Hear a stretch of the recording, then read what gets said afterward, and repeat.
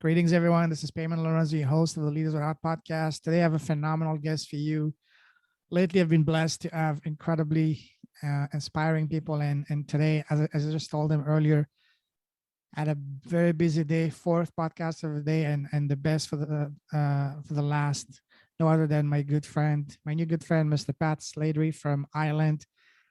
I mean, we can do an entire. I can talk for at least a good 10 minutes, just going over his extensive, phenomenal achievements. But I'm gonna summarize that, and I'm gonna let him during the call to tell us about all of his done. But in a nutshell, Pat left school when he was 14 years old and went on to grow many successful companies and worked alongside some of the greatest minds in the world in the personal and professional development industry by having an incredible positive attitude and outstanding work ethic, along with his determination, where he gives 100% to everything he does. Pat has been a very prolific speaker, having delivered over 2,500 keynote speeches during his 20 plus years in the personal and professional development industry. He has worked with some of the greatest names in the industry, some that include uh, household names like Bob Proctor, Brian Tracy, Mark Victor Hansen, and so on and so forth. So, as I said, this is no ordinary guest. This is a very special guest. Now that I'm approaching my first, I just finished my first century of episodes just last night, and I'm entering my second century with a bang with someone incredible. I'm honored and blessed. Welcome to the show, my friend. It's an absolute honor to be here, and thank you for the invitation. I Pleasure's truly all do mine. appreciate it. Pleasure's all mine. So, as I told you just before going live, we're going to talk more about getting to know you as a human being, as a person. So, for people that don't know you, who's Pat as a person, as a human being? Well, as a human being, I am just the best version of me, and I aspire every day just to be the best that I can be. And I do that through how I share whatever message comes my way, that I can make a difference with everybody I meet. And therefore, when I meet somebody for the first time, my desire always is that to leave feeling better than they did before they met me. That's who I am, if you like. At a soul level, I live a very abundant life. I love life, and I intend to live every single moment as it in the best way I can. That's kind of who I am. My name is just my name, right? This is borrowed. Everything we have in this world is borrowed, and I intend to be here. I've made a decision. I'm going to be here for 112 years before I decide to go to whatever's next. Okay, so I've got quite a bit to go yet, but in the meantime, I accept that everything I've had, everything I do have right now is just borrowed. It's, there's a time limit on everything. Right. So who I am is the person who will live the very best that he can live every moment of every day. Love that. Love that. Why 112? Is there a specific meaning, a reason for 112? Why not 120, 125, 113? I have no idea. I just think it'd be funner. I think at that stage, there's another world ready for me, maybe. Absolutely. Yes, love that. Now, tell us, Pat, what makes you happy as a person? Oh, so much makes me happy. Mhm, People make me happy. mhm, Meeting people, getting the opportunity to learn from people. I know the most obvious thing to say in my industry and what I do is helping people. Well, of course, that makes me happy, but I love just meeting people and getting to know people, getting to know who they are, what they stand for, what their intention is, what their dreams are, and being able to ask questions that draws that answer out of them, so they start to take mhm. ownership. I love that. I absolutely love spending time with my family. I have four incredible sons, and the time that I get to spend with them, the conversations I have with them, the fun I have with them, that's what makes me happy, really and truly. I've been there. I fought for all the other stuff for long enough, right, to realize that this is what it's about. This to me is happiness, and being on a journey with them, being part of their journey, and then be part of mine, and just getting to share experiences and memories and moments. That's what makes me happy. Love that. Absolutely. Family is a big part of everything we do. Absolutely. Now, on the other side of the spectrum, what makes you sad and angry? I don't like spite. Um, I don't think anything makes me so much angry anymore. There are some things that disappoint me, and there are things that I dislike. I dislike spite. I dislike people behaving in a spiteful way, I also have kind of come to understand that it's not always their intention. Some people learn how to behave a certain way based on the environment that they surround themselves with. And maybe people have been programmed to believe that this is how you behave towards people. So that's something I dislike. I dislike poverty. I come from a poverty background, so I really dislike poverty. Um, and I dislike people who don't allow people to make their own minds up. Totally. Yes, we're on the same page on that. Absolutely. Amen to that. Now, what scares you? Honestly, nothing scares me anymore. Mm, For part of my life, I was fearful. And when I think about being fearful, and I accept that I'm fearful and I'm allowing myself to be full of fear. And I made a decision many years ago, and I know quite clearly exactly when I made that decision, that I was going to live a fearless life. And fearless means I just fearless. mhm. Whatever comes my way, comes my way. And when I meet people and I talk to people and I hear people who live in fear or they're concerned about certain things going on, or usually what happens, I keep hearing people saying to me, you know what, every time I try to do something, something else gets in the way. And it's a set up an expectation of something else getting in the way. And there was a point in my life where I lived with that mindset too, and that mentality where I used to think about things getting in the way. Until I understand, if I want to master my life, and we've heard the term life mastery in many different occasions by many different people, and particularly in this industry. But for me, mastering your life is understanding that everything is on the way, not in the way. And when I look at the things I understand are going to be challenges and struggles, I understand that. And I accept that. And I accept that that's part of my journey on the way to Totally. wherever it is I'm going to. Mhm. So truly, I couldn't, I'd be making something up if I told you I was fearful of something or I had a fear. I Totally. don't have that anymore, thankfully. I agree. I'm on the same page as you. We've all had to overcome so much trouble, and not trouble, challenges and crap that you get to a point that nothing phases you anymore, especially after you've gone to the highs and highs and lows and lows. You know that, hey, it's not gonna, as long as it doesn't kill you, it's not gonna, Yeah. Like, I had a great friend of mine, one of my closest confidants and one of my Mhm. closest friends, and he passed away a year ago. But I Mhm. remember, at one point, I mean, if we go back a long way, he was a business partner of mine also, and I was having a conversation about something I was trying to deal with at the time, and there was a lot of fear, right? And what he said to me is a message I'm happy to share with everybody, and I do it every opportunity. And he said to me, he said, Pat, right now, he said, all you are having is an experience. Mhm. And he said, when it comes to experiences, especially the ones that you don't like, he said, you will duck, you will dive, you will try and get around them, get over them, get under them, anything to avoid it. But there is only one way to have an experience, and that is to go through it. And he said, someday you're going to come through that experience. That thing that you're in fear of now, that's worrying you, that's stressing you, all those things that you're worried about right now, that you're going to through. If you allow yourself to go through it, you will come through it and you will look back and you go, what was all that about anyway? Exactly. And the reality is most people have actually had that experience, that they've come through an experience that they were fearful of. They were fearful of the outcomes or what other people think or what might happen next or what might not happen next, for instance. And usually what happens is when they allow themselves to go through that experience. Now, the thing is you can go through it or you can delay it, right? And if you delay it, more often than not, it's inevitable you're going to go through it at some point, and you're going to have to come out the other end one way or another. And you're gonna make the worry even stronger, because the worry is harder before you get into something. If you're dreading something, you don't want to do something, the more you worry about it, the more stress you're going to create for yourself. While doing the actual thing is not that hard or that difficult per se. It's everything we create in our own mind that creates all the so-called, problems around it. Yeah.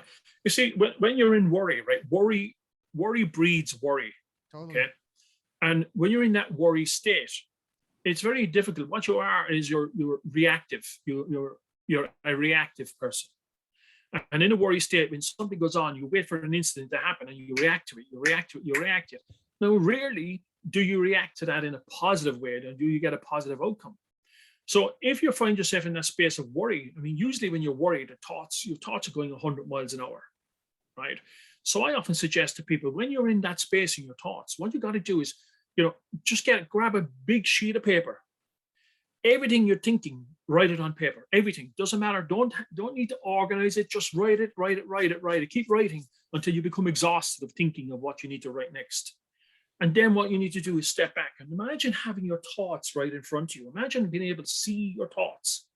And when you look at it from a logical point of view, you think, actually, this doesn't make sense. And this doesn't make sense. Maybe this one does.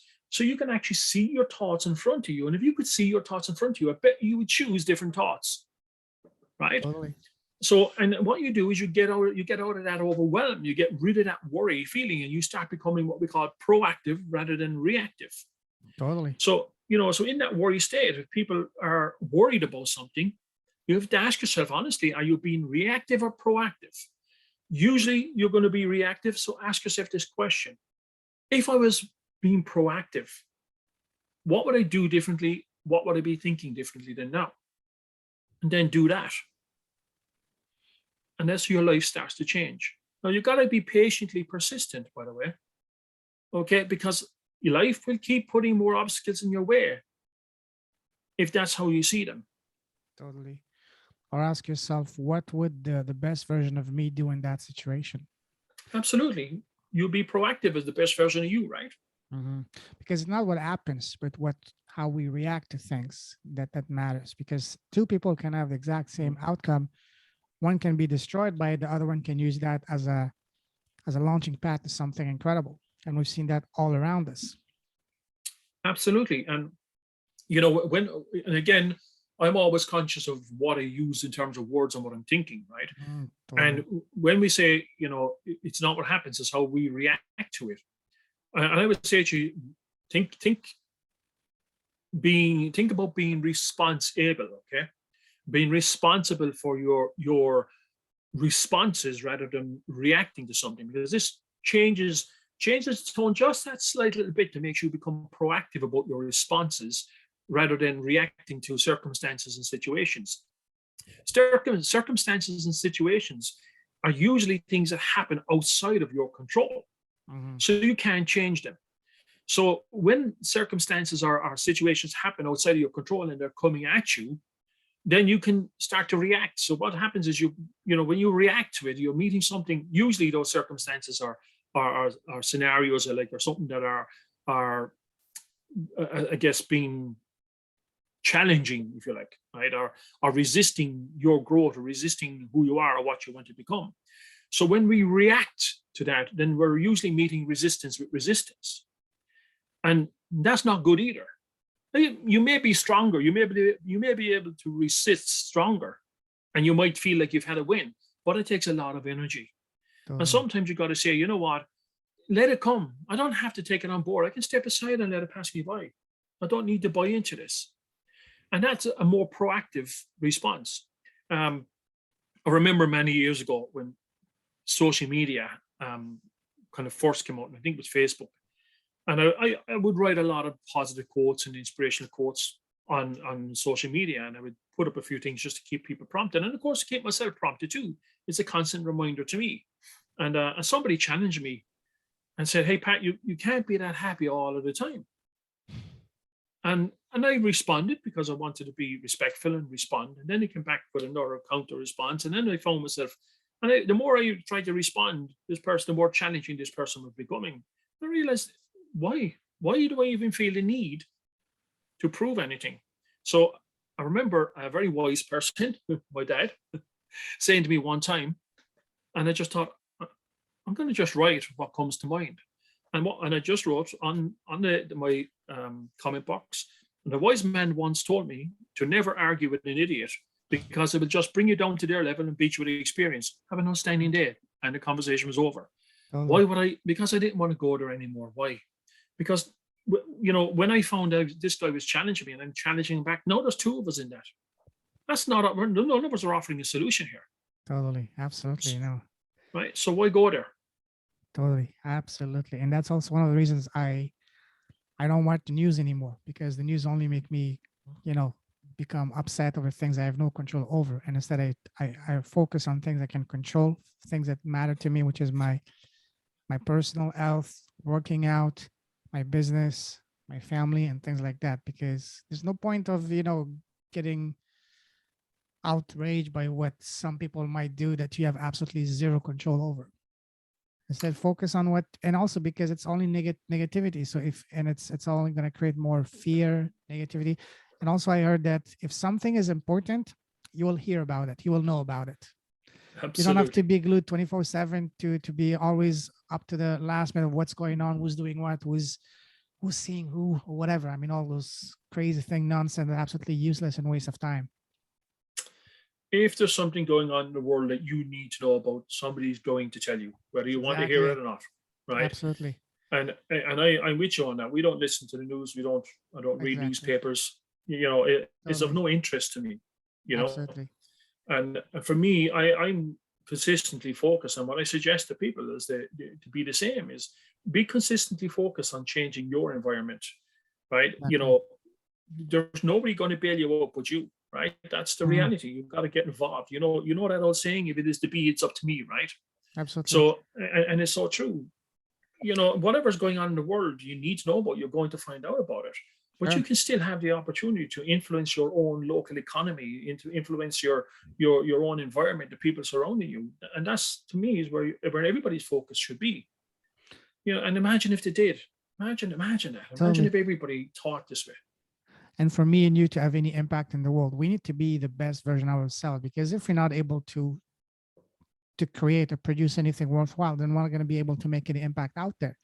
And that starts with focus on being the best you can be, so that you can inspire and have an impact out there around you and around the world.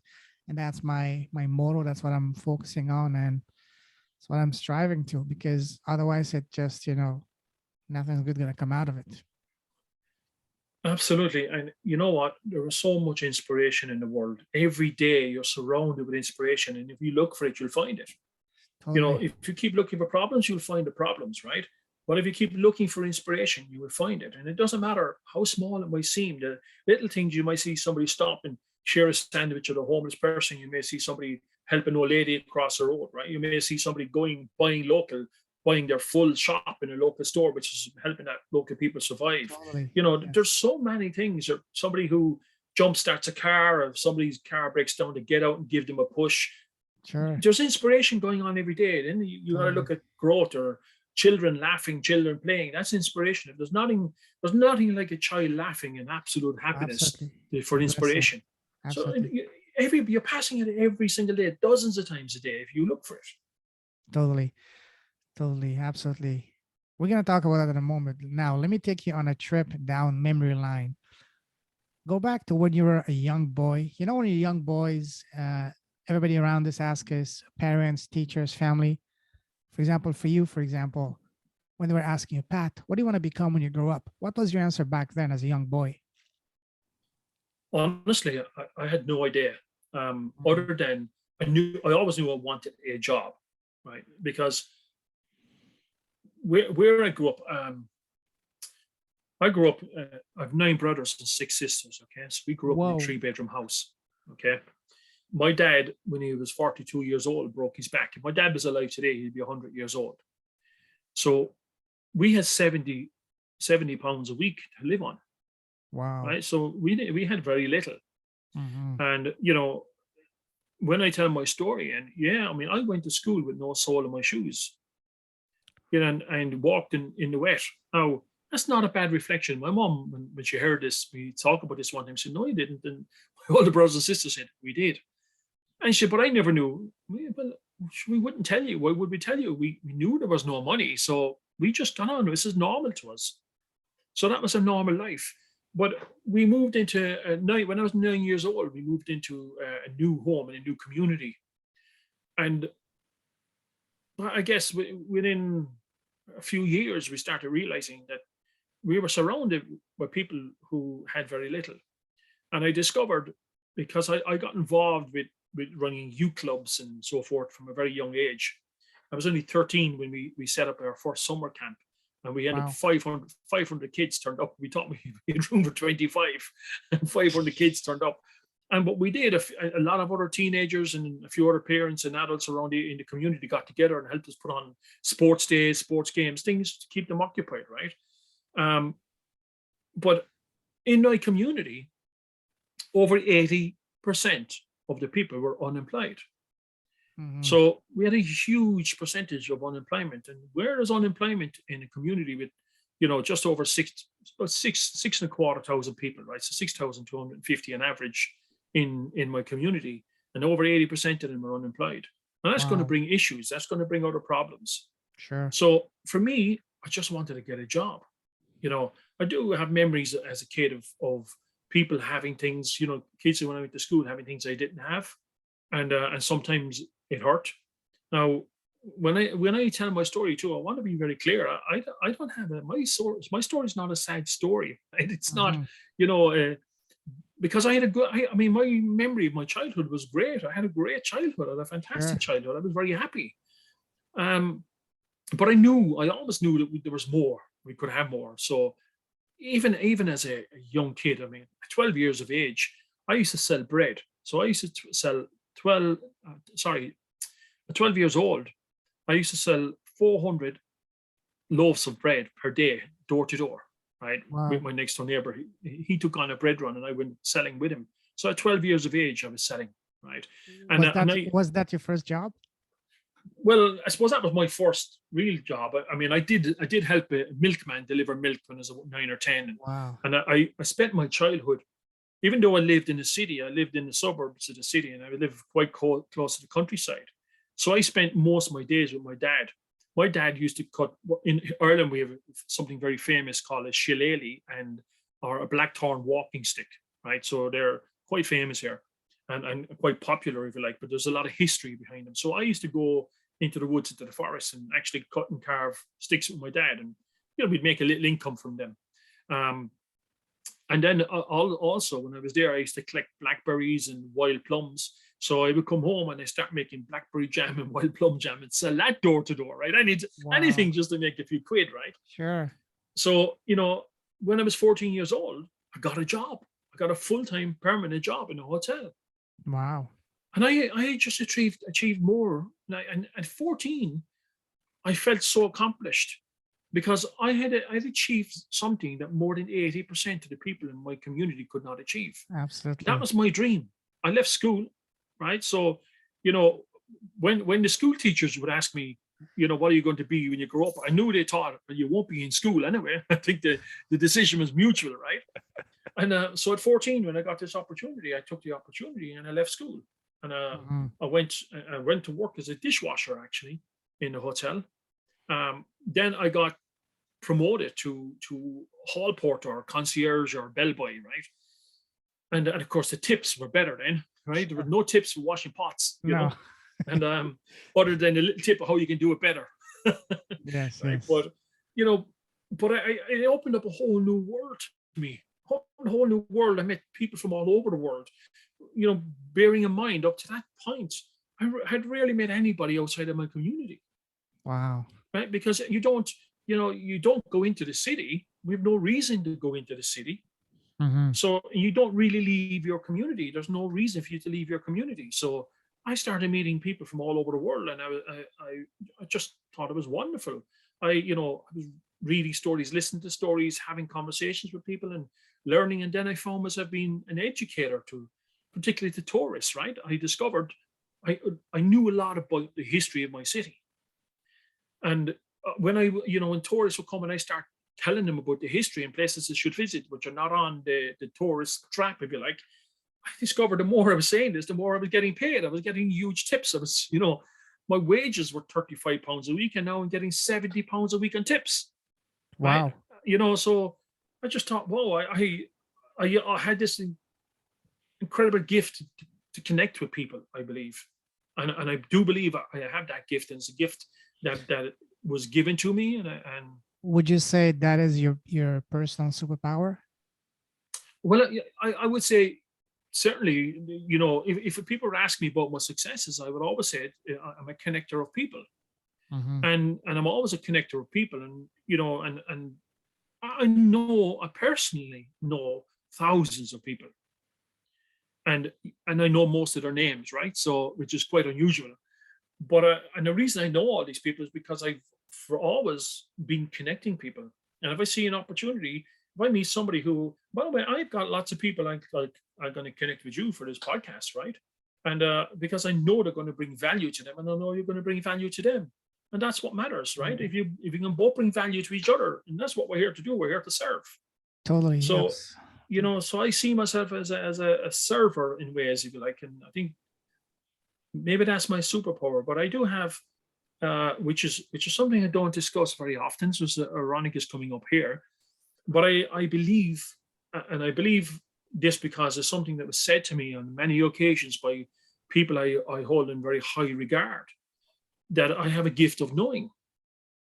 And people have come to me, and even from a very young age, even when I was growing my businesses and the things I was achieving, there's no practical reason or logical reasons why I should know what I know. And no, I do believe, I believe this at a soul level. I believe that I have knowledge, and I believe we all have. We come into this world with knowledge. Um, and if we're allowed freely to expand that knowledge and allow us to think, then I think you will realize that you know more than you think you know. And, like people often say to me, well, Pat, I have a question. And when they ask the question, I say, well, what do you think the answer is? And I tease it out of them. And eventually they come up with the answer, and they become amazed that they found the answer. When the reality is, if you can ask a question, the answer already presents itself inside of you, because you couldn't possibly think of the question without the answer, Totally. knowing the answer, right? Totally. So we got to be able to dig deeper at a soul level and allow ourselves to say, okay, let's give a bit of trust that I may know something here.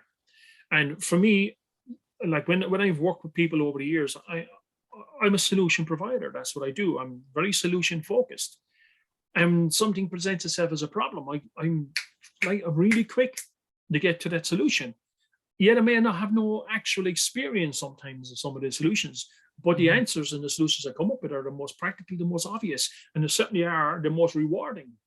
Right. So that gift is something I have. I've traveled to places that I've never been before, and I've never got lost. Right. I've traveled places and they're familiar. I remember on numerous occasions, and we may travel somewhere. And I say, I bet you if we go down here, let's go around the corner, let's go somewhere, and this will be here. And it always has. And people go, Pat, you were here before. And I said, maybe I was, but I have no recollection of it. Right. Or maybe I do. You know, now At a soul that's kind of level. going to a Yeah. whole other side here, and we can go really deep with this one. But Sure. I just trust. I just trust. I trust the answer. I trust myself. Absolutely, totally agree with you, because that's one of the, after speaking for with over 100 incredibly heart-centered people for the past year, that's one of the most recurring themes, is that a lot of times by default, by reflex, we're conditioned by society to look outward for answers and all that, but and instead we need to look inward, because we already are blessed and equipped with all the answers within ourselves, because that's where all the treasure is located. It's not outside, but it's inward, inside of us, because at the soul level, we all perfect. We all know everything. So yeah, absolutely. You just confirmed that. Absolutely beautiful. Now, let me so your first job, you said, was selling door to doors, jams and bread. So now you're a very successful and business person. Now, what was your very first business that you started? My very first business, if you want to, Yes. in terms of real business, was a security company. Mm. I was a bouncer. I could use the new term, which is a crowd control technician. But most people wouldn't know what that is. No. But I think everybody all over the world knows what a bouncer is, right? So at 15 years old, I was a bouncer in a nightclub in my city, where I come from. Were you big and Um, muscular back then? yeah, I worked out a lot, and it's Okay. funny because even, you know, like my mom, my brothers, my family, they're big people, Mhm. and even at 15, I mean, I was working out in the gym from 11 years old, right? Wow. I was playing rugby from a very young age, and Oh yeah. again, the nature of our physique and our family were big people. So even at 15 years of age, I was 6 foot. You know, I was probably about 14 stone then, but I was very lean, right, For and people very that don't muscular. Like understand, not from the UK, what is 14 stones? 14 stone, yeah. Good God, that's what's that in kilos? That's a good question. Um, hmm, because I still operate How much in is one stone? One stone. stone is what, 10 kilo? 1 stone is 16 pounds, so that's So about, 8 kilo about, okay. So eight, yeah, yeah. I think okay. about 2.5 pounds per kilo, right? So that's, Yeah. yeah, 1 stone is about eight. Yeah, so about 90 kilos, I reckon. Is that right? Oh yeah. That's a big, Yeah, yeah, big, yeah, a big, yeah, when we say one of those rugby players that, and oh yeah, big time. Oh, absolutely. yeah, yeah. So I was about 90 kilo, and how it came about was, I used to work in a nightclub as well, but I used to work as a parking attendant. Okay, and so one night somebody didn't turn up. One of the doormen didn't turn up for work, and my brother, who was the head doorman at the time, called me, and he held up this blazer, because at the time we used to wear black blazers and bow ties as doormen, right? He said, "Will you try that on?" And I put on the blazer, and it fit perfectly. So I was now a qualified doorman. Wow, that's amazing. I love this Right? kind of interviews. These are the best interviews, eh? Wow. Yeah. So that's how I entered into becoming a doorman, if you like. But even during that time, you see, the one thing for me, remember I said, the importance of having that job. Like when I got my first paycheck was £35. Now, and with that 35, I had to use that too to get in and out of the city from home to where I was working. And but when I actually, here's a funny story. I got my first paycheck in a week after working in a job. I was in a bit of a haze, right? I just wasn't used to it. I was given Did you this give little did you envelope, did and you give the money all to your family, to your parents, or you just yeah. Well, okay. I gave no, I gave some of it to my parents, right? Mhm. Because I needed the rest to pay for my lunches and my Sure, sure. transport in and out of my work, Mhm. my job. But I was in such a buzz when I got my paycheck. I just wanted to get it. I wanted to get away somewhere where I could count it and where, privately, right? And I walked out of the hotel straight onto the main street of the city and got hit by a car. No, Yeah, wow. but it was so funny because I jumped up, right? I jumped up because I was worried that if they saw me, I'm going to get fired, right? So I jumped up and ran up the street, and the guy who hit me was shouting after me, "Are you okay? Are you okay?" And I just kept running, right? But And the money's still in your hand. and the money, oh, no, I never lost the money. I wasn't going anywhere, right? Okay. But when I went home, I out of that money, I took half my paycheck and I gave it to my mom. Awesome. And I will never forget what I saw. You couldn't say it back then. We were kind of a tough family, right? We never used the word love in our family. That just Mhm. wasn't the done thing. So, but I saw something that day, and I Oh knew yeah, that money was after making such a difference. sure. I was never going to lose this job. This was my most prized possession. Mhm. And I remember thinking, how am I going to keep this job? I have to keep this job, because you hear stories of people getting fired and fired and fired, right? I have to keep this job.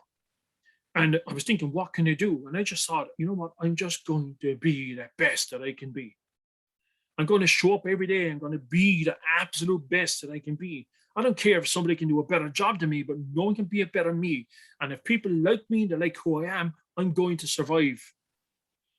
Going to survive. And that's all I wanted to do. I wanted to survive Mhm. through this job.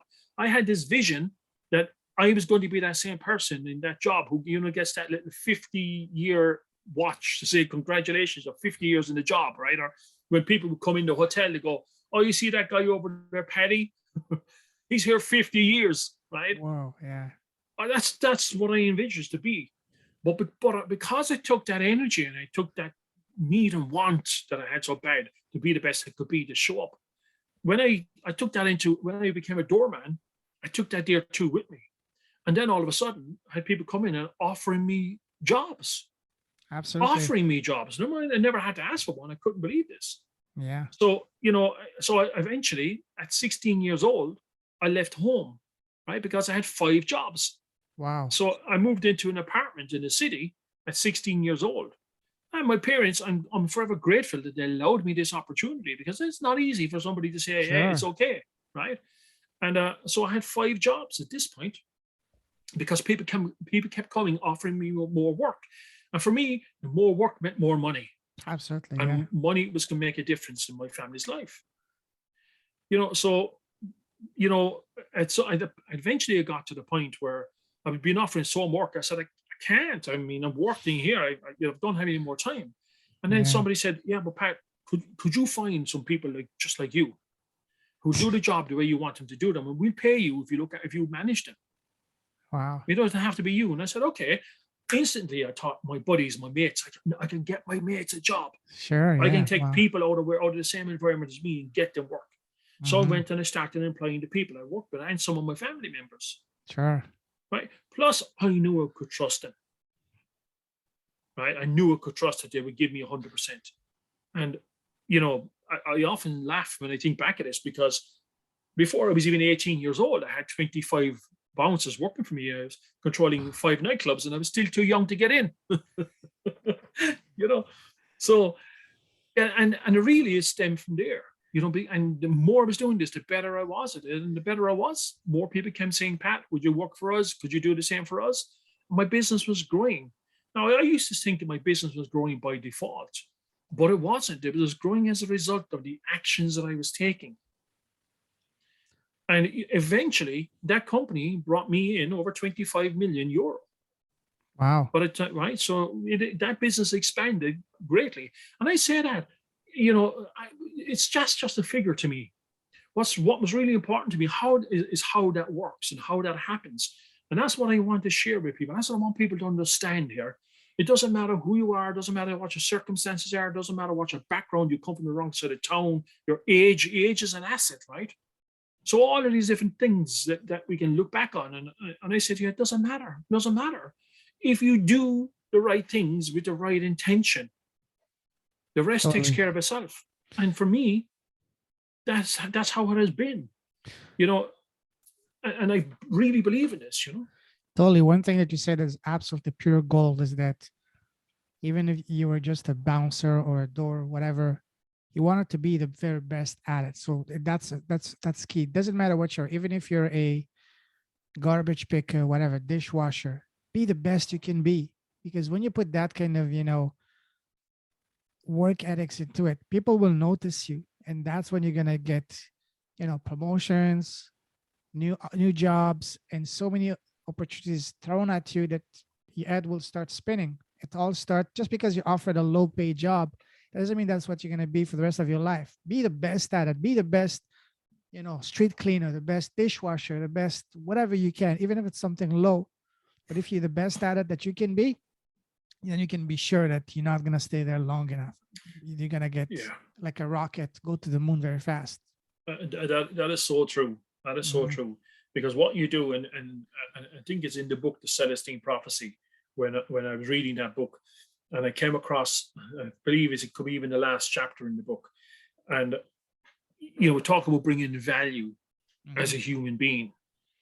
And when you step into being the best that you can be, and you bring value to the universe, to your environment, to every person Hmm. that you meet, by being the best you can be, that's how you bring value. It's not that you Totally. necessarily give away things, right? It's Hmm. who you are when you show up. And when you bring value as a human being, you increase your value. And when you increase your value, let me say this to you, and I'm sitting here in front of you right now as living proof of this. When you bring value as a human being, the world will bring you an abundance of opportunities. The world will bring you an abundance of money. It will bring you an abundance of health and happiness and life, because Totally. that's the pay. That's what the universe delivers on, right? So Absolutely. even when you're feeling most challenged, be the best you can be. And you do bring value to everyone that you meet, and bring more so, bring value to you, right? Bring value to you. Totally. Absolutely. Love that because ultimately you have to become the best version of yourself so you can have the impact that you want to have. Absolutely love that. Now, looking back at you growing up and a large family. If I remember, you said 9 brothers, six sisters, living in a 3-bedroom house with 70 pounds a week. Now, you growing up in that kind of environment. Now, looking back at that, would you say that this was a blessing in disguise and this was the main reason that you have all this drive to be the person you are now? That if you had grown up in a more better off family, would you still be as successful today as you are now? Yeah, see, that's a difficult question to answer, right? Hmm. Because you know sometimes when we look at it, okay, our journey can be laid out for us in ways, right? And we meet Hmm. amazing people. You see, along this journey too, I met some incredible people who are incredible influencers in my life, who Hmm. influenced me in a different way. Um, do I think I'd still be the same? Well, I know if I had a choice, I would be exactly the same, right? I wouldn't change anything. Hmm. And even when I look back, the truth actually is, in the environment I was growing up in, even though even though there were a lot of challenges in that environment, I think I met the most inspiring people in my entire life Hmm. where I grew up. I don't think if I was born with a silver spoon in my mouth and I met different people, I actually don't think anybody but the people who've been on my journey through life would have prepared me for the journey I'm on. Totally. I really believe that I've had the most extraordinary people in my life, the most incredible people who have impacted me in such a positive way. And that's true all of my life, in every aspect of my life. So, had I been born somewhere different, well, who really knows? I don't know. Totally. Yeah. But I feel I'd still be destined to be where I'm at doing what I'm doing. Hmm. I Yes, I really can. feel that, you know. Yeah, absolutely. Wow. Now let's move forward to now your business. Tell us about what business you're focused on right now, what business you're building right now, and what kind of impact you're trying to have on the world. For me, I have a very real passion for helping people. Hmm. And I just love being part of someone's success story. Now, I know at times that I've guided them, or maybe I may just spark a thought or an emotion that inspires them to action. And when I see that, I absolutely love to see people achieve their dreams. Hmm. And I do feel blessed that I've been gifted the knowledge that I have, and also in my ability to translate it in a way that other people get it. But I also acknowledge and accept that I know that it is them that create their own successes. Even though I may have played a part in it, I don't take responsibility for it. I don't, you know, I'm rewarded by it, right? I'm rewarded by it, but I don't own it. Don't own it. It's completely 100% theirs. And this is Hmm. what I love. I've just had that real passion for helping people, for making a difference in their lives. And I just want to consistently inspire people. And so people can find the inspiration in themselves. And you see, when we talk about people finding inspiration in themselves, so you got to think about in that word as in spirit. So they Hmm. got to be able to find themselves at a soul level. And in spirit, they find that inspiration inside of themselves that they can translate to the world. And sometimes, just like you and me, you're doing this podcast here. By doing this podcast and bringing the people on, we may be allowing people to do, for want of a better word, is we're allowing people to borrow our belief sometimes. That what we want to inspire people, knowing that because we've done this, we've made this happen, we've made the changes, they can too. And here's how you do it. And here's how you play your part. And by sharing that story, it inspires other people to find that inspiration from inside them to step into their best, whatever it is that they truly desire to have in life. So for me, when I speak, yeah, I travel around the world. Mind you, I haven't traveled much in the last couple of years, right? But to be able to share the stage with some incredible people. But for me, I know I've seen it happen so many times. When I'm on stage and I'm sharing my message, and I truly feel that I really connect, particularly with certain people in the audience. And there are moments that I know when I can look, I just happen to look into someone's eye like that, and in a second I can see that whatever I've just said has made a difference. It has made an impact. It has just something has sparked, and that drives me like nothing else. That to Oh me yeah. is incredible. And that's what I love doing. And, I want to be part of influencing people. I do when I work with people, and of course I coach and I mentor people, and I work with a philosophy of two claps in the back and one kick in the ass, right? Because I say to people, I'm not, I like I've that. seen, yeah, but you see, I want to catch you doing things well. I want to see what you're doing well, what you're doing right. So the two claps in the back is we recognize what you're good at, we recognize what you're doing right, we recognize what you're capable of being better at. And that's what our focus is. I'm not interested in telling you what you can't do or you're not good at. That doesn't serve anybody. So two claps in the back, the kick in the ass comes to make sure that you do it, right? So I hold you a bit accountable, I point you in the right direction, and I would push you as much as I can possibly push you for where you want to go, right? That's what I love about what I do. Absolutely love it. So in what you do, what has been the most important part? Was it the two claps in the back or the kick in the ass? To get That depends on the individual, right? But for me, honestly, the claps in the back, because Oh, I yeah. learned a long time ago, and I wrote these 21 habits too that I created, and for me, for my own life and how it was going to change my life. And one of them was to play to my strengths, Mhm. and the other habit was to ignore my weaknesses. Because you see, I grew up in an environment where society thought that people like us, we can't achieve much, we shouldn't achieve much, we can't have anything, we can't be trusted, all these different things that I believed at the time, which were not necessarily the truth now that I know better. Now, society, we're judgmental people, whether we like it or not. Everybody is judging, everybody is judgmental in their own way. And unfortunately, there is a judgment and a stigma on certain people from a certain environment. So, for part of my life, I would have bought into that until I changed how I believed, and I allowed myself to believe that anything is possible, and I can be, do, and have whatever it is I want to be, do, and have. And Mhm. this is the truth for everybody. If you can break that old programming that you've been conditioned to believe to be the truth, then your life starts to change, right? Yeah. And and for me, when that started happening for me, I mean, my story shines that light, if you like, for people Sure. to be able to see, change your beliefs, be able to change your beliefs, allow yourself to question your beliefs, and allow yourself to think of what is actually possible. And in some cases, people can borrow our belief, right? They can Totally. step up into things. And so, what has inspired me the most? I've had so many moments. It was so difficult, I could pick individuals at times. I've seen people. One story that comes to mind for me, I also lived in the Canary Islands, right? I retired Wow. at 40 and I moved to the Canary Islands, and then I opened an Irish pub out there as well. So another business I had, right? So we're getting And bored, eh? Wow. so, yeah, well, the Guinness was good. All for sure. But I came home, and I was home for a couple of days, and I was heading into the city one morning, and I took this notion to call a guy I hadn't spoken to in a couple of years. And I just called him, and I said, "What are you up to?" He said, "Nothing." I said, "Great. Get in the car and come and meet me for coffee. You have no excuse. You're doing nothing." But I got a sense of he didn't want to meet me over on the phone, And I said, "Are you going to come in or what?" He says, "Yeah, I'll come and meet you for coffee."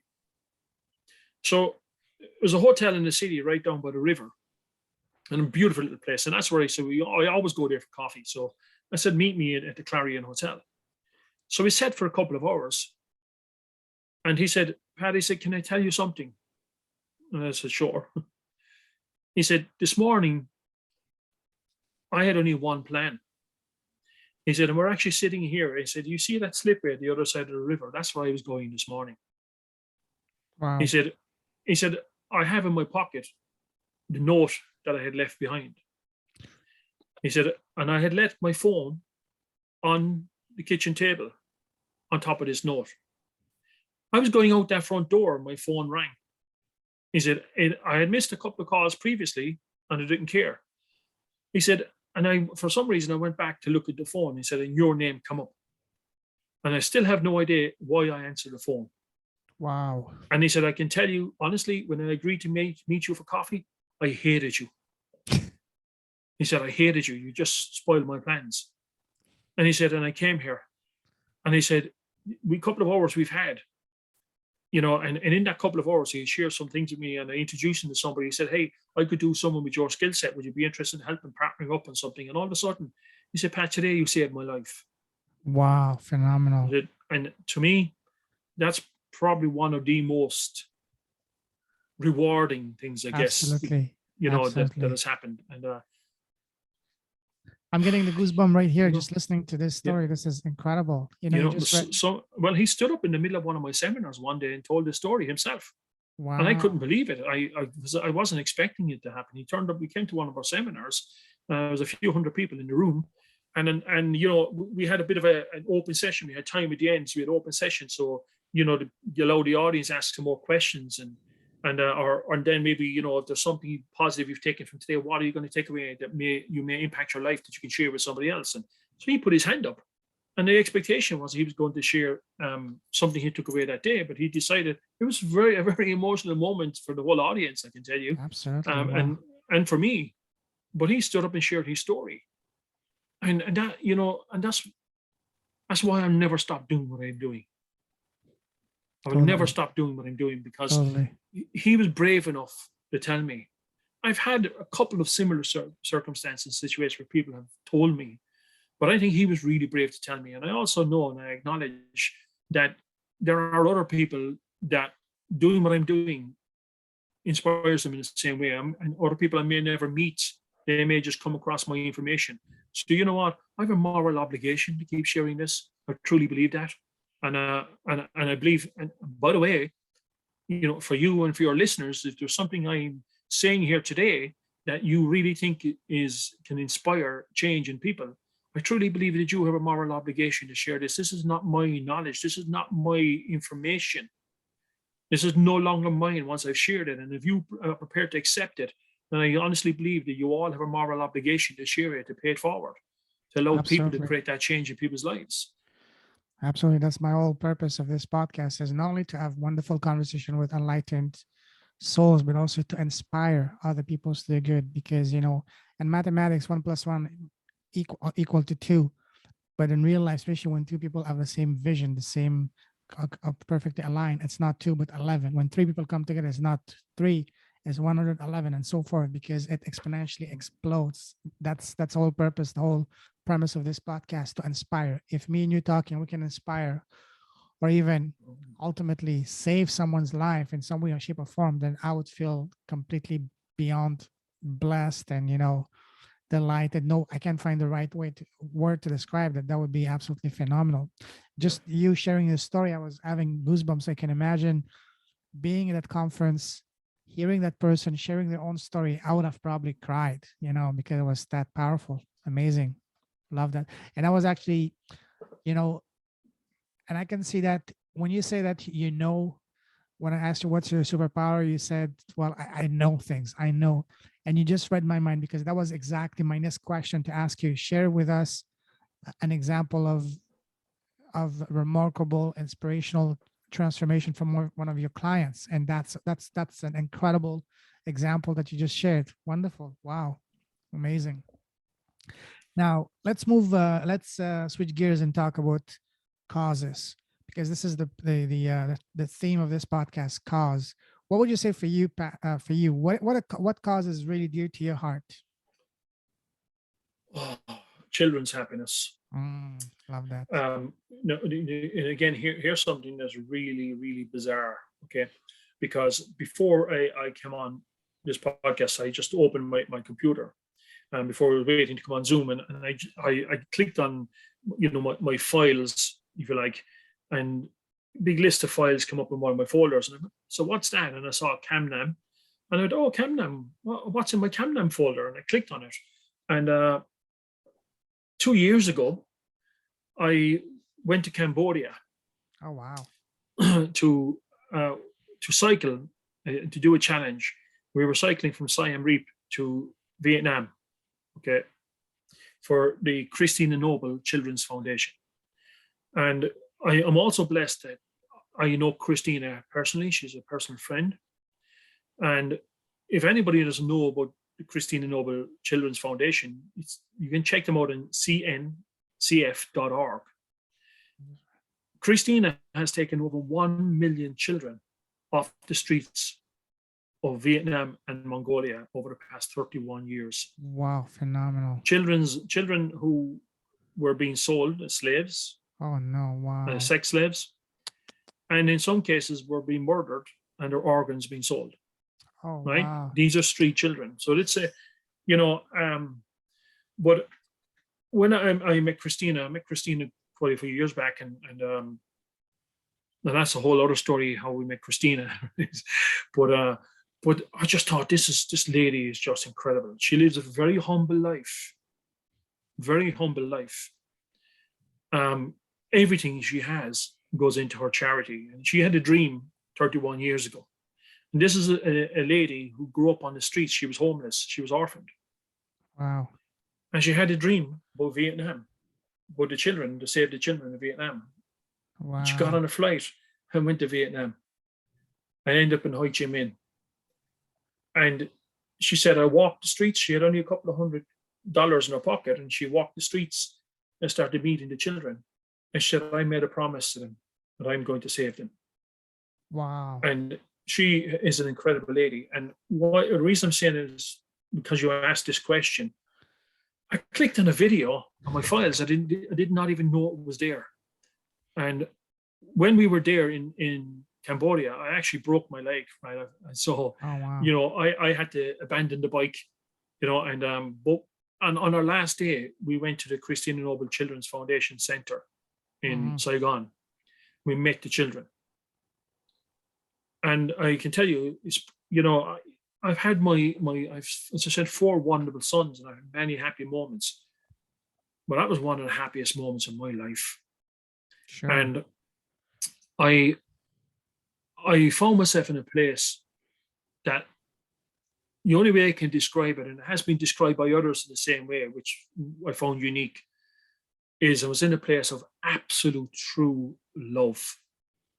The love that these people have for those children, the love that those children are feeling, the happiness despite their circumstances. I've never been in a place of so much happiness and love. Never have I experienced it like I experienced it there. And that, that just, wow, was all I can say when I experienced that. That's something for me in terms of, giving back and having a cause. That's my cause, because and we do this in different ways. And I know I part of what I do is I inspire people and I support people in growing their business and creating income and lifestyle. But that also has an impact on their children, right? Because I still remember what it was like being a child. I still remember the things we didn't have. And, no child should experience that. No child should experience going without. No child should experience hunger or pain or hurt. No child should ever experience that. And that's why, for me, if people say to me, your cause, I choose the Christina Noble Children's Foundation always, because I've had that experience, that first-hand experience. And I also know, I truly believe this, I don't know anybody in the world, and I have met some extraordinary people, let me tell you this. I've met some people that have changed the world in dramatic ways, but I don't know anybody who could be as brave as this woman to achieve what she's achieved. There's a movie made about her called Noble. Wow. So, if guys, you can Google it and find the movie if you want to watch the movie. It's called Noble. Hey, and by the way, I'm looking for some people to come on a cycle challenge with us as well next year. So if anybody's up for that, reach out, right? I'm up for it. Let me know the details, because I'll let you know the details, right? Because 2 years ago, we had a couple of guys come in from Dubai. We had guys come from Australia. We had guys come from South Africa. We had and guys coming from the UK, and of course, a group of us came from Ireland as well, right? So we all come together to make a difference, but the experience too is just incredible. You can even check it out. There are some, I don't know if there are any of our videos up there, but you can check it out. It's called the Cam Nam Challenge. So CAMNAM Challenge, right? There's Cambodia to Vietnam. And it's done for the Christina Noble Children's Foundation. So there are a lot of videos on YouTube on it too. But again, on my social media, you probably find a lot of pictures and videos where we met these kids, and what, I just feel blessed to have had that opportunity. If I never get that opportunity again, at least I Mhm. know I played my part in some way. Yeah, I totally relate with that because I'm also very passionate about helping kids, especially kids in third world countries. I was born in Afghanistan, but I was blessed to be born in a family that my family left when I was very young, 3 years old in the early 80s. So I didn't experience the horrors of war, but I will never forget where I came from. And that's why I'm really passionate about helping, especially kids in war-torn countries. And on my business, I'm starting a new business now, helping people, finding their voice to the power of podcasting. For each client I sign up, I will contribute using a beautiful organization called B1G1. Have you heard of B1G1? No. It's basically buy one give one, b1g1.com. Okay. I just add the two co-found. I had the honor of having the two co-founders on my podcast. The first one, Mr. Paul Dunn, um, about 2 months ago on my podcast, and last night I had his other co-founder and wife um, on the podcast last night, and their story is phenomenal. Each time business occurs, someone in the world benefits from it. Something good is done, and since they started this organization in 2007, now they impacted 260 or 270 million people worldwide, and their goal is to reach 1 billion. And the beautiful thing is, 100% of everything that we give goes directly to the cause. Unlike other charities that they deduct a big chunk for administrative costs, which is basically salaries of executives to Yeah. fly first class and stay in five-star hotel, which is criminal in my opinion. But with this company, everything goes directly towards the cause, and impact can start with as little as 1 penny. So, for example, each time we get on a Zoom call, someone in the world, a child gets access to education or clean water or access to be able to see clearly. So each time I sign up a new client, I will be sponsoring a year of education for a child from the streets of New Delhi or something else, because that's something I mean, that's the whole point I started this podcast to not only for me to do good, but also to bring in other entrepreneurs to share the stories so that we can inspire others to do good as well. So that's what that's something I'm extremely passionate. Wow. You know, Yeah. That you've just given me a magnificent idea here, I gotta say. mhm. And I love that concept. I absolutely love that concept. And again, like that, this is why I love the Christina Noble Foundation. Christina puts her pension into her charity. She's a Oh my pensioner. God. She lives at home. I think she's about 5 cats now. I know there was three up before lockdown. I think with her cats, and everything goes into that. And yeah, there are a couple of administration people paid, Sure. because they have to be paid. But even when I was on that challenge, some of the guys who traveled were some executives in the company. And they all have their own businesses, their own jobs. They're 100% volunteering, 100%. Wow. Amazing. And like that, I love that idea. G1. I love that concept.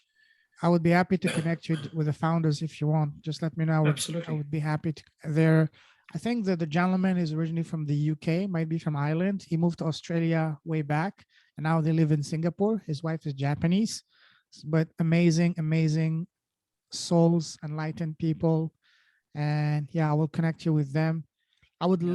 I would love and be honored to be connected with Christina and see if possible I can bring her on the podcast to help her share the story, share a message, so that we can get more people to become aware of her, and even contribute to what she's doing. So if there's Yeah. any way I can help, I would be I honored I to do will so. I will reach out, Mhm. right? Um, I know recently she was invited, but she wasn't feeling up to it, right? And I Mhm. want to be respectful here. But Absolutely, yeah. also her daughter, Helenita. Helenita lives now, because um, Christina lives here in Dublin now, 15 minutes from my home, actually, right? So we're only 15 minutes from each other. But Helenita was born into that charity, if you like.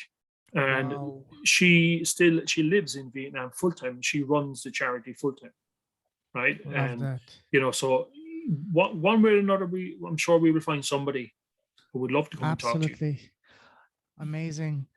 And these days, that better than anyone. You're a successful businessman. Business is extremely competitive. One of the best ways to, it's all about differentiating ourselves. So one of the best ways to differentiate yourself is to have a heart-driven, a cause-aligned business, and that can be applied to any business. Like for example, for me, my background e-commerce, I have a couple of friends of mine who are very successful in e-commerce.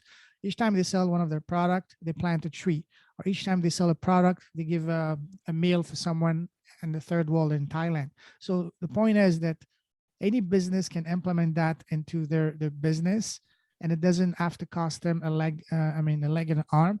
It can start with as little as $1. For example, I know people that every time they sign a client, and talking about $5,000 client, they build a well, for example, in Africa to give clean drinking water to people. So these are the type of thing that I'm very passionate to educate people, and that's why I started this podcast, to let them know, hey, we all need to make money, but let's make money in a way that's impactful. That's gonna, because me and you being born in a, or living in the Western world, we don't have to worry about what we're gonna eat today, or where we're gonna sleep tomorrow. But there are people that are facing this challenge on a daily basis, and for us, it wouldn't cost anything, but for them, it can mean the world. Just $1 a day or a penny a day. That's gonna Yeah. allow someone to, for example, when I was talking with this organization in India called Deepalaya. I had the executive directress on the podcast not long ago. She said that it cost $100 for a whole year of sponsoring a child's education. And these are, mind you, kids that are on the streets of New Delhi that have no future, no nothing. God knows what can happen to them. But $100 can allow that kid to be taken from the streets, brought into a system where they can be fed, sheltered, and educated for a whole year. I mean, what is $100 for us? Nothing. Yeah. But for that person, it can mean the life, a difference of a new life. Yeah. And again, that's exactly what Christina is doing. Exactly. And, we do, get people to sponsor a child and education, and I met, we had, so she's 32 years now, because again, I keep forgetting about lockdown. The time has passed, right? Yeah. So we had our 30-year anniversary ball in Dublin, and some of the kids who she met 30 years ago were there speaking, and they're surgeons, they're barristers, and actually quite a few of them were sponsored by the Royal College of Surgeons here in Ireland, and they took them in and educated them and homed them and educated them, and they're now doctors and surgeons, right? So that's the difference. And people don't, you can't ever underestimate, it's only a couple of pence, for goodness sake, people throw it over the shoulder for luck, right? Put it in a basket, for goodness sake, you know what I'm saying?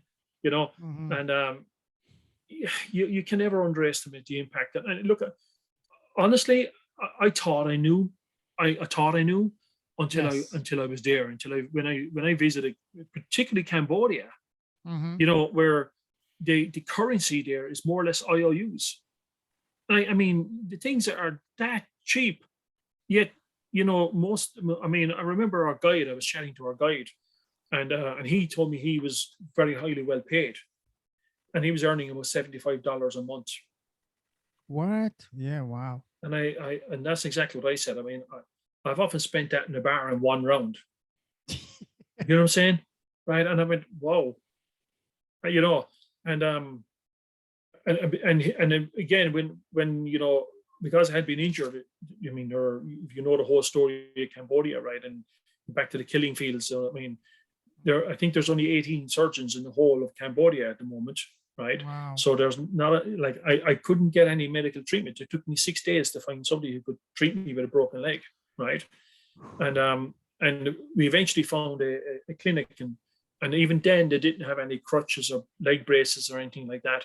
And we found somebody just out for a walk, found this store owned by a French guy who was selling crutches, wheelchairs, all these kind of things, right? So we got the guides came with me straight away, and we got there and we picked them up, and I got the brace, and I just thought, wow. And this guy, during the cycle, every now and again, he was putting a bit of rub on his knee, and and I was asking him, he said, I was just injured and sore. And so we were in the store, and there were the knee straps and all these different braces there, and he said, how much is that? And he said it was $35. And Wow. And I just knew by him. Like it was like he says, yeah, maybe I'll come back here another time, I know I could have ignored that. And some people say, oh, Pat, they pay you for full. I know this guy was genuine, right? And I said, I'll take that as well. I said, make sure it's the right size, fitted on Jackie as, give it Jackie. Will he's obviously trying to pronounce his name. So he just introduced himself as Jackie Chan, right? So he was Jackie Chan, as our guide was Jackie Chan. So I said, give that to Jackie. And he wore the brace. But like he was looking at me in complete bewilderment Hmm. as to why would I spend so much money on him? $35. And he was emotional, almost to the point he was crushed, he was exhausted, Yeah, sure. right? From the emotion of me just spending $35 and buying him something that he would never in his lifetime bought for himself. And I thought, how privileged are we? Absolutely. You know, how privileged are we? And even watching the kids and like we went to one town because I had to get on the bus, right? Because obviously my leg was bigger than my head, my foot was bigger than my head, right, at one point. And I had a bandage strapped around it, and it was ironic because one of the guys had brought a couple of walking canes with him, right? I don't know why, but that's what I was using for crutches to try and get around as I was waiting. So because the guys were on a long trip this particular day, and the bus driver would go to the next point, and that's where we meet him, where to finish up that day. So he arrived there. I don't even know the name of the town. I can't remember it now. And he said, we're stopping for a couple of hours. So I'm sitting on the bus, right? And, I'm looking out, and it's like a really small village. Now, when I say a small Hmm. village, there's not very much there, but every single household has something to sell. Every single house in Cambodia, everything you pass, no matter what. I mean, I say house, I say that loosely because It's a like a lot of them are shock. just right Yeah. little shacks, but Yeah. everybody has a stall outside Sure. the front of their home. It's a matter of Everybody's survival. selling, Yeah. yeah, something. You see, this is when we talk about the currency Hmm. there is IOUs, right? Because you might get the small little lemonade bottles, right? And they have a pile of them, and they've on three different shelves. And in those lemonade bottles, there's a quarter bottle of petrol or gas, right? A half bottle of petrol and a full bottle, right? Because everybody's going around in these scooters. So as you're traveling from place to place, and then somebody up the street has watermelons for sale or coconuts for sale, or somebody's cooking, right? Or somebody outside their home. It's amazing because they have no electricity, yet they have a fridge full of bottles of water, right? You know, and so when a guy stops, and if he gets a half bottle of petrol, he writes his IOU, and he gets his half bottle. But that IOU can be used up the road for watermelons, right? So you see how they survive and how they do what they do. But in this particular place, like there was a little cafe. So I decided I'm just going to get off the bus, and I got off the bus and I hobble over. And now when I say little cafe, it's a yard, right? They have like a barbecue where they're cooking. I don't know what it is they're cooking, to be honest, but they're cooking something, right? And there's some nuts and on it. So they're cooking nuts, and they have a fridge with water and lemonade and that. So I just asked, could I have a coffee? And their family are here, so it's kind of a cafe, but it's kind of their front yard, right? And next thing, the wife saw me and said, "Oh no, come and pull up to here and sit down here. Take it easy and relax." And they'll bring me over the coffee, and I'm there, and they're all chatting, and she braiding her child's hair, and the kids are all playing catch together, and everybody's running around their bare feet. Hmm. But the happiness is incredible. And then they can't speak English, and of course I can't speak in well, I don't know Khmer. what Yeah. what Khmer. what the Yeah. term is for Cambodia, right? But Khmer. I Yeah. couldn't, you know. Yeah. And but we still communicated. And next thing, the man of the house, even like he came over and nudged me, and he said, come," and they had hung a hammock for me to lie down and rest. Right, and he said, to take a sleep, rest in the hammock, you know, and and every now and again there was a little laugh and a smile and a wave, and you just knew this was genuine. You just knew this was Absolutely. genuine, But to see those kids have nothing in comparison, but to see the happiness, and then you know I'm not saying this because I say, oh, well done, Pat, that was a nice thing to do. I just felt it was the right thing to do. And I Absolutely. left $100 behind me. Not a big deal to me, Exactly. Yeah. but I had a whole family crying after me getting on the bus. And the guys, because the rest of the guys arrived on the bikes, were getting on the bus and said, Pat, what did you do? I mean, what happened there? And of course, we were told by the companies that were there, and the guide companies, don't give those people money, don't give tips, don't do that. And I thought, you know what? I've been showing so much kindness here for a few hours of me just sitting here. Exactly. Yeah. And you know what? I can really afford $100 for goodness sake, Yeah. you Exactly. know? And so we go through life and we get a lot of experiences, and the truth is, if you live in those moments and you allow those experiences to happen, the Hmm. world is full of wonder, and you know what? The world is full of opportunity, and you know, so much more. You're educated so much more. You see so much more, and you become so much more because of it. You know. Totally. Wow. What an experience. I mean, you've been blessed to have some incredible experience. That was very touching because I lived also in a few countries, and I lived in Thailand, lived in Brazil, and the Philippines, and I've seen some of what you described. People, entire families living on the streets, literally, on the sleeping on the cardboards and stuff like that. So when you do something for them, giving them food or whatever, the eyes literally lit up, light up in a ways that like a Christmas tree. And Yeah. when you help someone that has nothing to give back to you, and you're helping them not to expect anything but just to help out of the pure of your heart, when you get when the gratitude you see in their eyes is the greatest gift, in my opinion, that you can receive. I call, for me, it's akin to, I call it orgasm of the soul, because it touches you at the soul level, at the way that it gives you goosebumps, it gives you tears in your eyes, and it really moves you, it really touches you, and it really gives a meaning. At least for me, it gives me a meaning for doing what I'm doing, and for being alive. Yeah.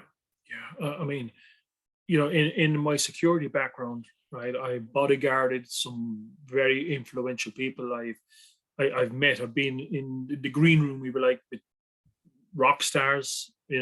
I've met multiple presidents of this country, right? Um, you know, sports stars, you name it, right? People who people dream about Hmm. getting to meet. Even in the speaking industry, as I said, I've worked with some of the greatest minds in the world. Sure. But I can Hmm. tell you, honestly, nothing has inspired me like the inspiration I got from those people, those kids. Absolutely. It's you can't comprehend it, right? We think because we can imagine what it would be like, that we know what it's like. But when you go there and you experience it, there's nothing like it. There's absolutely nothing like it. And I still don't know half of what it's like, you know. But the inspiration to come back and do more. And when people get an opportunity, and for a moment we talk about business opportunities or creating wealth, and why you do that, because on the last day of our trip, it was my birthday, it was my 49th birthday, right? So we were having a party, and we were talking about the whole journey and everything, and the gratitude that everybody was sharing from the experience they had gotten, and to be able to be there. And I said, for me, what I really saw, and the gratitude I felt, and I felt that I shared with the others, was that we could afford the time to be there. That everybody that was there got on top of their game when it came to their business, so they could create that opportunity to create an income to get themselves there, but also be influential enough to get other people to sponsor and put money into the charity, to sponsor us to be there, to get that opportunity to go there and have that time. But had we not allowed ourselves the opportunity to grow in terms of wealth also, then you know what? We could show up every day, and we could be, you know, still playing a great game, if that makes sense. But there's so much more we could do. And this is why I love what I do, and why I love when I Mhm. meet people who are creating this wealth, who will make good use of it. You know, I mentioned Christina because she's very dear to my heart. But there are other things that I do, and other things that some of the people I know do, that we just don't publicize it, right? We just do it because Mhm. that's what we can do, and that's what we want to do. And the That's only so true. reason we can do it is we've allowed ourselves here to be the best versions of ourselves in every way, that we can create that level of success that creates that income, which buys the time to be able to give it back and do certain things also. So the reason I want to make sure this is important, because I don't want people to lose sight of that. If you don't want money, then it doesn't matter. Create money and put it to good use, right? Make it you work for you. Money is just energy. It has more value when it leaves your hands, when you do something Totally. with it and you create something with it as a Totally. result of it. So, allow yourself to do that too. Allow yourself to build an empire if that's what you want to do. And then put it to good use, put the knowledge to use, put your money to good use, put your time. To be able to say I can get on a flight. I had to get on a flight first to London, London to Hong Kong, Hong Kong to where else did I go? Somewhere else. I can't remember where it was, an island somewhere, and then I ended up in Siem Reap. So I had 4 flights, right, to get to my journey. And that, I was traveling. It was so funny because when the guys booked the flight, it was about an hour between each flight. And if we had delays, we were in trouble. But everything was run, run, run. It was crazy to get to the next flight. So we were literally going 28 hours non-stop, right, Hmm. to get there. Oh yeah. And but you know what? I'm so grateful for the experience. I'm so grateful that I could afford the time Totally. to be there, that I didn't have to worry, if I take this time away, I won't be able to pay my bills when I come back. You Oh know what I'm saying? yes. Oh yes. Totally. So create an abundance of everything, Totally. everything. Wow. Listen, Pat, it's an absolute honor talking to you. We can talk for hours and hours. We talked already for an hour and a half. We may do a follow up, a part two in a few weeks, but now let's start wrapping this up. I'm going to ask you a few rapid fire questions just to wrap this up. So now let's talk about advices. What would you say has been, I mean, you've worked and been blessed to be working with some of the greatest mind in the world. What would you say has been the greatest piece of advice, the best piece of advice you've received so far? Okay, I would say keep going and be Mhm. patiently persistent. Love that. What would you say has been the worst piece of advice you've received so far? Get a job, especially Well, now. honestly, I don't have an issue with that, because getting a job is what Mhm. started my journey, right? So Of I, course, I, yeah. I appreciate and Mhm. expect that. I think the worst piece of advice I have been given is don't even try. Oh wow, yeah, that's even Don't worse. even try. It's not for you. That's just somebody else's opinion. Yeah, But we can be influenced by other people's opinions. So be careful. Careful who you totally, listen to. totally. Now imagine that you had a time machine and you could sit face to face now with an 18-year-old Pat. What would be the number one advice you would give to him, knowing everything that you know now? Keep going. Honestly, Yeah, I would say you're doing okay. Keep going. awesome. Now, if I could go back to being the 18-year-old Pat and I could give him real advice, I'd say, hey, call your dad and take him for a pint, Oh yes, oh yes, because oh yeah, that's what I would love to do. But from my absolutely. journey, I would just say, keep going. You're doing okay. Yeah, Keep going. love that. Now, do you have your own podcast? No, no, but I do a lot of interviews. If you like, I don't run those Mm-hmm. as a podcast, but I do a lot of webinars and so forth, Mm-hmm. and I invite people on to talk, and usually I do it in a meeting format too. So I bring in other people whoever wants to join can join. It's free. Okay, Come in. So but awesome. I contribute a lot to one particular podcast, which is the Fire in the Belly podcast, Okay. and I do each Wednesday morning. So it's now 9:30 p.m. here. Exactly 12 hours ago, we Wow. started the what I call my mature reflection series. So it's about mature reflection on the journey and so forth. So we do that every Wednesday morning, and we go live on some of my social media with it too. Fire in the belly. Okay, I'll look it up. Okay. I will introduce you to Pete. Actually, Pete has done. I think he's over 400 podcasts over Absolutely. there I'd now, love to. and Yeah. I will introduce you to him. And I know he'd love to have you on, and I know for sure you will Thank like you. this guy, I right? And appreciate he it. and you will love to have him on. Awesome. I appreciate it. Thank you. Now imagine that today on your podcast, you're talking to the most special person in the world, which is yourself. You're interviewing yourself. What would be the first question you want to ask yourself? Don't think too much. What is the first question that comes to your mind? First question I would ask myself. Yes. Wow, I've never been asked that one before. That's Okay. that's definitely a first. Awesome. I would probably ask myself, how do you feel? And what's your answer? Right now, I feel amazing. Awesome. I feel inspired, and I feel absolutely outstanding. And the reason because it is something that I do check in with myself quite a lot, Mm-hmm. because it wasn't always that way. Mm-hmm. And I want to make sure that I remind myself every day to feel this way. So I Mm-hmm. do quite often actually ask myself that question, but I've never been asked, never been put on the spot that way before. Awesome. Now, one of my favorite questions is, what is the smallest thing you've done that has had the biggest impact on both your life and business? And by small, I don't mean something small. I just mean, for example, one thing that you've done that has the biggest impact. For me, it's been starting this podcast.